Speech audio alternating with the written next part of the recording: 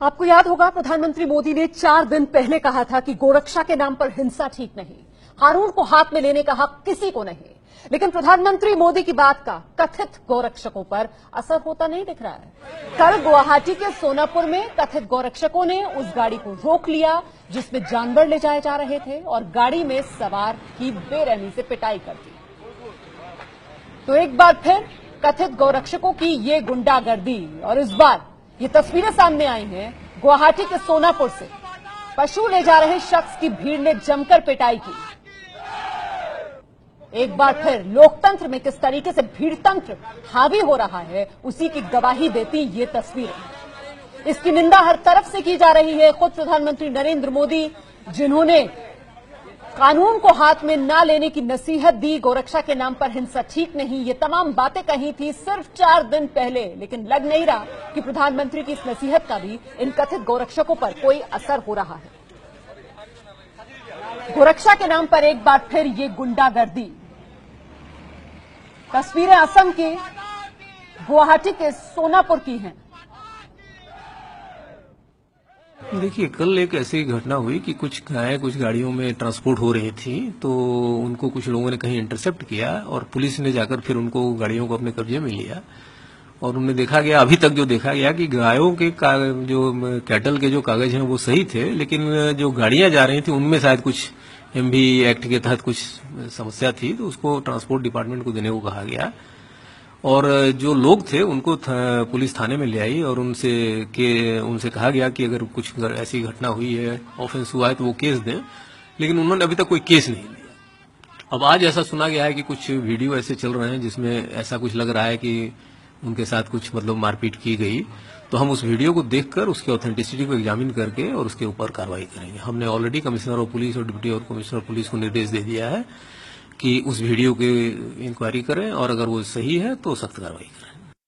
तो डीजीपी साहब को आपने सुना, कह रहे हैं अभी वीडियो देखेंगे। वही वीडियो हमने आपको दिखाया कैसे लोकतंत्र में भीड़तंत्र एक बार फिर से हावी हो रहा है। बेरहमी से पिटाई उस शख्स की गई जो इस गाड़ी में सवार था जिसमें जानवर ले जाए जा रहे थे। और महज 4 दिन पहले कैसे प्रधानमंत्री नरेंद्र मोदी ने गोरक्षा के नाम पर ये जो देश में अलग अलग जगह पर हिंसा हो रही है, इसे गलत बताते हुए कहा था कि कानून हाथ में लेने का किसी को हक नहीं है। एक बार फिर से सुनिए।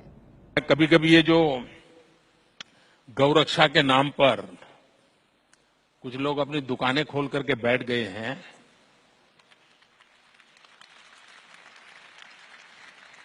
मुझे इतना गुस्सा आता है। गौ भक्त अलग है, गौ सेवक अलग है। पुराने जमाने आपने देखा होगा कि बादशाह और राजाओं की लड़ाई होती थी, तो बादशाह क्या करते थे, अपनी लड़ाई की फौज के आगे गाय रखते थे। राजा को परेशानी होती थी कि लड़ाई में अगर हम शस्त्रों का वार करेंगे तो गाय मर जाएगी, तो पाप लगेगा, और इसी उलझन में वो हार जाते थे। और वो भी बड़ी चालाकी से गाय रखते हैं। मैंने देखा है कि कुछ लोग जो पूरी रात एंटी सोशल एक्टिविटी करते हैं, कुछ लोग, लेकिन दिन में गौरक्षक का चोला पहन लेते हैं।